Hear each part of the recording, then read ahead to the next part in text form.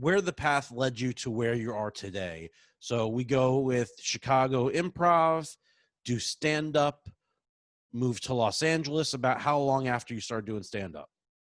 About 2 years. It was 2 years in, I got the first season of Last Comic Standing. And I was on the one with, Ralphie May and Dat, Rich Voss, Corey Kahaney, such great, really fun comics. So that taught me a lot about the business. And I thought I knew a lot. So I was like, hey, I should move out to LA. I know stuff now. I'm about to be famous. And man, was I mistaken. What kind of stuff did you learn from that made you want to, that actually inspired you to move? You know what? I was just moving out here anyways. But I learned a lot of hard lessons because I had no idea what reality TV was. I didn't understand that they really kind of cast the show and they have their demographics that they have to fill. I was their little single mom demographic. Then you have the ethnicity thing, then you need enough women and some men, and that's like, I thought it was really based on talent, and it was not. So when I came to LA, I got all this heat from doing Last Comic, right? So I had all these huge meetings with, huge managers, and I was only 2 years in. I didn't know what I was doing. So I burned a lot of bridges because I thought I was all that. I didn't have enough time to headline. I was barely a feature at that point. I'd say a very weak feature, mostly an opener. So, but when you have TV exposure, all of a sudden they're like, here's time and you get booked for this. And I was eating it left and right because I had maybe 15 solid minutes at that point.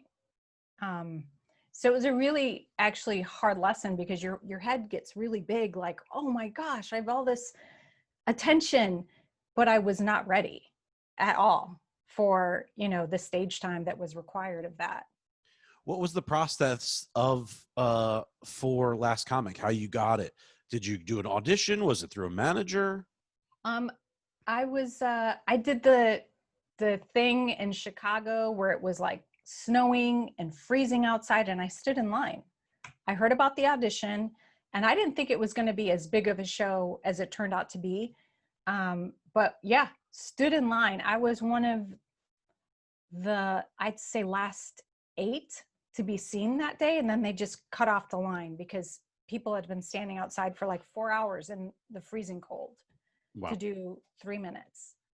And as soon as I did it, I knew that I'd gotten in because they were asking me all kinds of questions about my life and my kid. After I had a good set, but who doesn't have a good set with 2 minutes of material? If you can't do that, you should probably quit.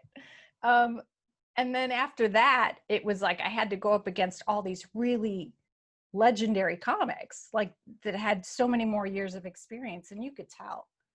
When you go, I went up at Caroline's in New York, and I just had a very mediocre set, and I watched all these headliners like just crush, and I was so impressed. I learned so much by watching them. How did you feel going through that process? I felt humbled is a good word. I didn't realize how much I didn't know. And it's also really nerve-wracking because you know that you're being judged, and not all of it's on comedy. Like if we have too many white guys, they have to cut 3 of them, and they could be hysterical. But and all of a sudden I'm Latina, and so I get pushed ahead of people because of that. But yet I go up against another single mom and she beats me because they need a single mom. And so it starts really messing with your head because you're trying so hard to be funny. And so much of this stuff has nothing to do with being funny. And so coming out to Hollywood was a huge eye opener to like, oh, it's about how thin you are. It's about who you open for. It's about, how you dress when you're on stage. Do you do enough dick jokes? Are you a clean comic? Is, you know, it's how edgy are you? It's crazy. I'm like, I just want to be funny. It really was like so eye-opening. So in a way, it was a very hard lesson, but I'm glad it happened early on to teach me, like, keep your head down, stay focused on comedy, write, be really funny. That's all that's in my control. You know, my ethnicity, my gender, all of those things, it's not in my control, but to be funny, that's up to me.